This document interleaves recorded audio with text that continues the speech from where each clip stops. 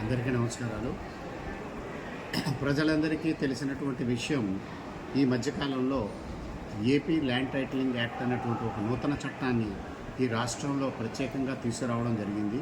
దాని మీద ఈ రాష్ట్రంలో ఉన్నటువంటి న్యాయవాద సంస్థలందరూ కూడా న్యాయవాదులందరూ పూర్తి రాష్ట్రంలో ఆందోళన జరుపుతూ విధులను బహిష్కరించి చాలా కాలం ఉద్యమం నిర్వహించడం జరిగింది. అసలు ల్యాండ్ టైటిలింగ్ యాక్ట్ తీసుకురావడం వల్ల ప్రజలకు జరిగే నష్టం ఏంటి, దానివల్ల ప్రయోజనాలు ఉన్నాయా, అది ఎంతవరకు లాభదాయకం అన్న విషయాన్ని మనం పరిశీలిస్తే ఆ చట్టం పూర్తిగా కూడా ప్రజా వ్యతిరేకమైన చట్టం అని చెప్పి అన్ని రకాలుగా ప్రతి ఒక్కళ్ళు కూడా ముందుకొచ్చి చెప్తున్నారు. ప్రధానంగా దీంట్లో ఆలోచించాల్సింది ఏమిటంటే, మామూలుగా మనం ఎవరైనా సరే మన ఆస్తి తగాదాలు వచ్చినప్పుడు, భూ హక్కుల యొక్క నిర్ధారణ జరగాల్సిన అవసరం వచ్చినప్పుడు న్యాయస్థానాలకు వెళ్తాం.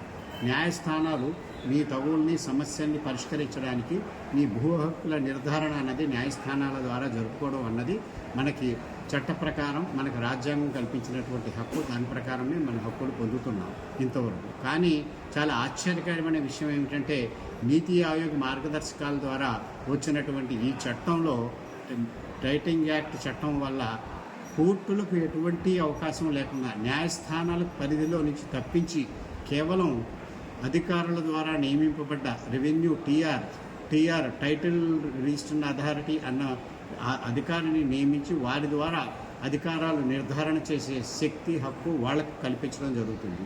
ఇది ఎంత ప్రమాదకరమైనదంటే, ఎవరు అధికారంలో ఉంటే వారు ఆ చట్టాలని ఉపయోగించుకుని అధికార నిర్ధారణ అంతా కూడా వారి అధికారుల చేత చేయించుకుని స్థానాల యొక్క జోక్యం లేకుండా ప్రజల ఆస్తులు కాజేయడానికి చక్కటి అవకాశంగా అవుతుందనే విషయం న్యాయవాదులు గ్రహించి దీన్ని ఉద్యమం చేశారు.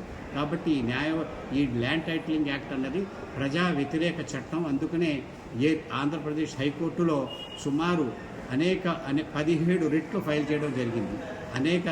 అనేక ప్రజా సంఘాలు, న్యాయవాద సంఘాలు కలిసి 17 రిట్లు దాఖలు చేయగా, ఆనాడు అడ్వకేట్ జనరల్ ఎవరైతే ఉన్నారో వారు కోర్టు ముందుకు వచ్చి ఈ యాక్ట్ని మేము అమలు చేయబోవడం లేదు, రూల్స్ కూడా ఫ్రేమ్ చేయలేదు, కాబట్టి ఆందోళన చెందాల్సిన అవసరం లేదు అని హామీ ఇచ్చిన మీదట జడ్జి గారు కూడా న్యాయవాదుల్ని మీ యొక్క విధుల బహిష్కరణని విరమించుకుని కోర్టులకు వెళ్ళిపోవలసిందిగా ఆదేశించడం జరిగింది. తద్వారా మేమందరం కూడా విరమించుకున్నాము. కానీ ఈ రోజున 29/4 జీవో తీసుకొచ్చి ఏ దిశగా ల్యాండ్ టైటిలింగ్ యాక్ట్ ఏదైతే ప్రమాదకరమైనటువంటి చట్టాన్ని అమలు చేయమని ఆనాడు రెవెన్యూ మినిస్టర్ గారు, ముఖ్యమంత్రి గారు హామీలు ఇచ్చారో వాళ్లే ఈ రోజున ఖచ్చితంగా మేము అమలు చేస్తాం, ఇది కేంద్ర పరిధిలో ఉన్న చట్టం, మాకు సంబంధం లేదు, తప్పకుండా మేము అమలు చేస్తాం, ఇది ప్రజలకు ఉపయోగకరమైందని చెప్పి వాడు పెడర్థాలు చెప్తూ ప్రజల్ని తప్పుదో పట్టించే ప్రయత్నం చేస్తున్నారు.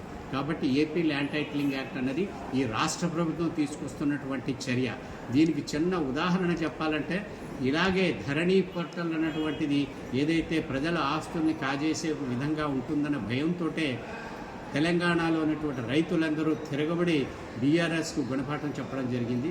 అదే పరిస్థితి ల్యాండ్ టైటిలింగ్ యాక్ట్ వల్ల ఈరోజు ఏపీ రాష్ట్రంలో కూడా రైతుల ద్వారా, చాలామంది ఆస్తులు ఉన్న వాళ్ళ ద్వారా తప్పకుండా ఈ వ్యతిరేకత యొక్క ప్రభావం రేపు ఎన్నికల్లో కనబడుతుందని మేము అనుకుంటున్నాం.